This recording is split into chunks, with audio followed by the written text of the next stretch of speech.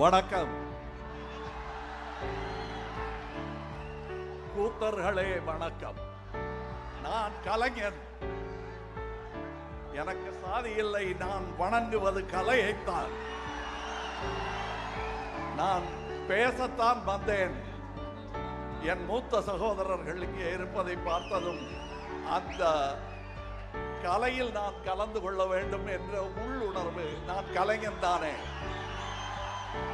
பேச அழைத்த என்னை அவர்கள் பாட அழைக்கவில்லை. இருந்தாலும் பாட வேண்டும் என்ற எண்ணத்தை இந்த பறை எனக்குள் ஏற்படுத்தி விட்டது.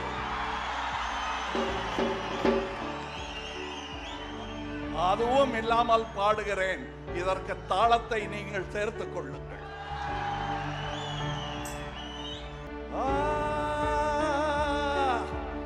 சங்கரனோ அயனோ எவரொருவரும் இல்லாத ஊர், பொன்மெய்த ஊர், நம்மக மொழியே பகலவனாய் ஒளிவு விழும் ஊர், நம்மக மொழியே பகலவனாய் ஒளிவு விழும் ஊர். சிவம் யாமே சிவம் என்றான பின் உருவாவதும் கருவாவதும் உயிர் போவதும் இனி இலையே இலையே இலையே. ஓ 24 நாடிகளை கூட்டுவது குண்டலனை யோகம் என்றே கொள்வோம். நல்லவராய் தினம் வாழுவதும் யோகம் என்றே சொல்வோம். உயிர் செய்யும் சாமி சாதிக்கொரு நீதியென செய்யும் என்று நீ நம்பலாமோ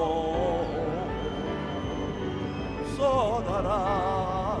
ஓ சோதரா,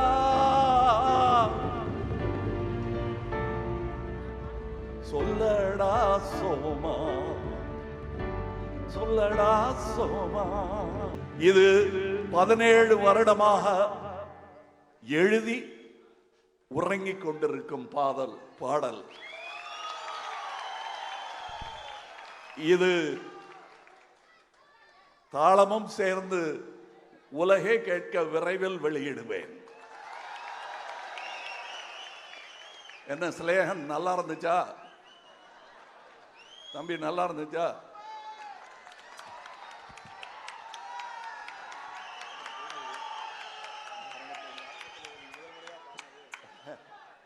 இது முதல் முறையா? இது அனைவருக்குமான பரிசு. வேற ஒன்றும் இல்லைங்க. இப்போ புறப்படும் போது என்ன பரிசு வாங்கலாம்? அவர் அன்போட வந்தாரு. அவர் அன்போட வந்த போது நான் சொன்னது உங்களுக்கு எல்லாம் சொல்லிட்டாரு. எனக்கு இந்த பொன்னாடையெல்லாம் வேண்டாம், என்னை அரவணைத்துக் கொள்ளுங்கள்.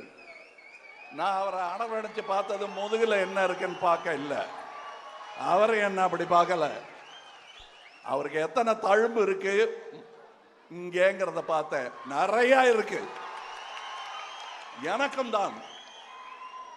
அவருக்கு நான் பரிசு இது கொடுத்தா போதும். புலிக்கு எதுக்கியா பொன்னாடை?